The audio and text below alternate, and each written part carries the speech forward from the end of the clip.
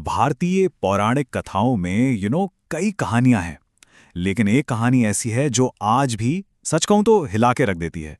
एक ऐसे राजा की कहानी जिसने सिर्फ अपने एक वचन के लिए अपना सब कुछ, लिटरली सब कुछ त्याग दिया। जी हां, आज हम बात करने वाले हैं राजा हरिश्चंद्र की उसी अविश्वसनीय कहानी के बारे में। तो सवाल यही उठता है और ये इस पूरी कहानी का सेंट्रल थीम है कि कोई इंसान सत्य यानी ट्रूथ और धर्म यानी ड्यूटी के लिए आखिर किस हद तक जा सकता है। मतलब क्या कोई अपना राजपाट, अपना परिवार, यहाँ तक कि अपनी पहचान भी सिर्फ एक प्रॉमिस के लिए दांव पर लगा सकता है। राजा हरिश्चंद्र की कहानी इसी एक सवाल का जवाब है। और अयोध्या के राजा हरिश्चंद्र ने ठीक यही किया था। वो अपनी सच्चाई के लिए इतने ज्यादा फेमस थे कि उनकी मिसाल तीनों लोकों में दी जाती थी। तो चलिए आज उनकी इसी अद्भुत और बेहद मुश्किल जर्नी को जरा करीब से देखते हैं। आज हम इस कहानी को 5 हिस्सों में समझेंगे। सबसे पहले हम जानेंगे कि उन्हें सत्यवादी क्यों कहा जाता था। फिर देखेंगे कि कैसे विश्वामित्र ने उनकी परीक्षा ली। उसके बाद बात करेंगे कि कैसे सब कुछ दांव पर लग गया। फिर आएगा कहानी का क्लाइमैक्स, धर्म की अग्नि परीक्षा, और आखिर में हम देखेंगे सत्य की वो अमर विजय। तो शुरू करते हैं हमारे पहले हिस्से से, सत्यवादी राजा हरिश्चंद्र। देखिए, राजा हरिश्चंद्र के लिए सत्य सिर्फ कोई अच्छी आदत या एक पॉलिसी नहीं थी। ये उनकी पहचान थी, उनका वजूद था। जैसा आप यहां देख सकते हैं, सत्य का मतलब था मन, वचन और कर्म में पूरी तरह से सच्चाई। मतलब जो सोचा वही कहा और जो कहा वही किया। यही वो क्वालिटी थी जिसने उन्हें महान बनाया, और यही आयरॉनिकली उनकी सबसे बड़ी परीक्षा का कारण भी बनी। और देखिए, जब किसी की ख्याति इतनी ज्यादा बढ़ जाती है तो उसकी परीक्षा तो होती ही है, राइट? तो महर्षि विश्वामित्र ने फैसला किया कि वो राजा हरिश्चंद्र की इस कमिटमेंट टू ट्रूथ को टेस्ट करेंगे। और उन्होंने एक ऐसी परीक्षा तैयार की जिसकी कोई कल्पना भी नहीं कर सकता था। विश्वामित्र का प्लान बहुत ही क्लेवर था। उन्होंने एक तरह से 2 स्टेप ट्रैप सेट किया। पहला स्टेप, उन्होंने हरिश्चंद्र के सपने में आकर दान में उनका पूरा का पूरा राज्य ही मांग लिया। और जब राजा ने जागने पर भी अपने सपने में दिए वचन को पूरा किया, तो विश्वामित्र ने दूसरा स्टेप चला। उन्होंने एक यज्ञ के लिए दक्षिणा भी मांग ली। अब सोचिए, राजा के पास न तो राज्य था न पैसा, लेकिन सिर पर वचन का एक भारी कर्ज जरूर था। ये एक स्लाइड सच कहूं तो पूरी कहानी का सार है। एक तरफ देखिए परीक्षा से पहले अयोध्या के सम्राट, और दूसरी तरफ परीक्षा के बाद एक कंगाल इंसान जिसके पास कुछ भी नहीं है, सिर्फ एक वचन, और सब कुछ बदल गया। ये दिखाता है कि सत्य की राह पर चलना कितना मुश्किल हो सकता है। तो चलिए अब कहानी के उस दौर में चलते हैं जहां हरिश्चंद्र को अपना कर्ज चुकाने के लिए वो त्याग करने पड़े जिसकी हम कल्पना भी नहीं कर सकते। वो अपने परिवार के साथ काशी चले गए, इस उम्मीद में कि वो दक्षिणा की राशि किसी तरह जुटा लेंगे। ये टाइमलाइन राजा के पतन की एक दर्दनाक तस्वीर है। अयोध्या के राजा से कहानी शुरू होती है, फिर वो काशी में एक आम नागरिक बन जाते हैं। फिर हालात इतने बिगड़ते हैं कि उन्हें अपनी पत्नी शैव्या और बेटे रोहिताश को एक ब्राह्मण को बेचना पड़ता है। और आखिर में जब पैसे फिर भी पूरे नहीं होते तो वो खुद को एक चांडाल को बेच देते हैं। हर कदम नीचे की ओर, और वजह सिर्फ एक, अपने वचन की रक्षा करना। यहाँ चांडाल शब्द को समझना बहुत जरूरी है।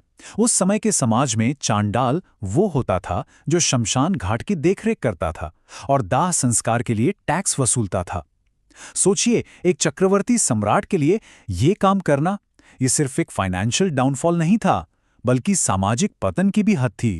और हाँ, यहाँ एक प्रो टिप है, खासकर उन लोगों के लिए जो एथिक्स और गवर्नेंस जैसे सब्जेक्ट्स पढ़ते हैं।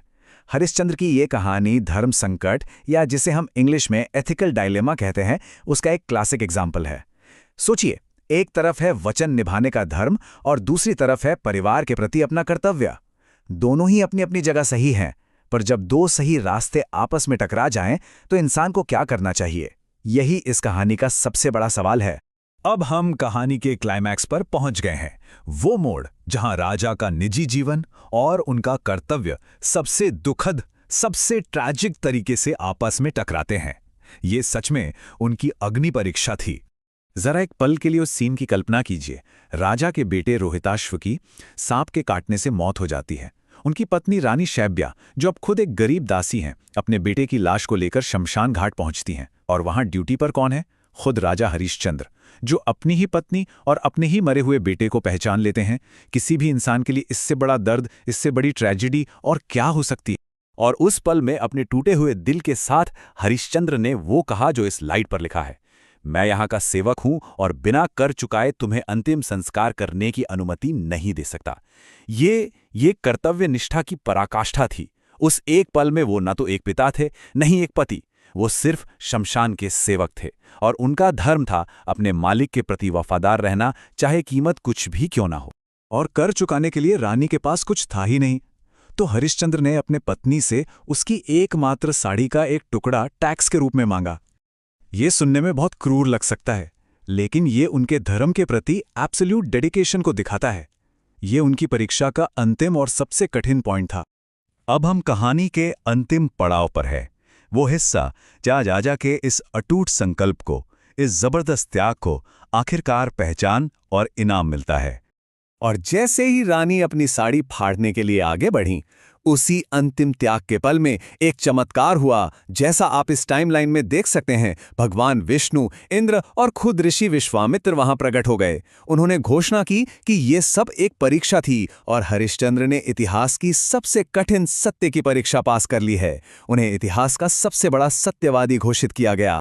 कहते हैं ना, सत्य की राह मुश्किल जरूर है, पर अंत में फल मीठा होता है।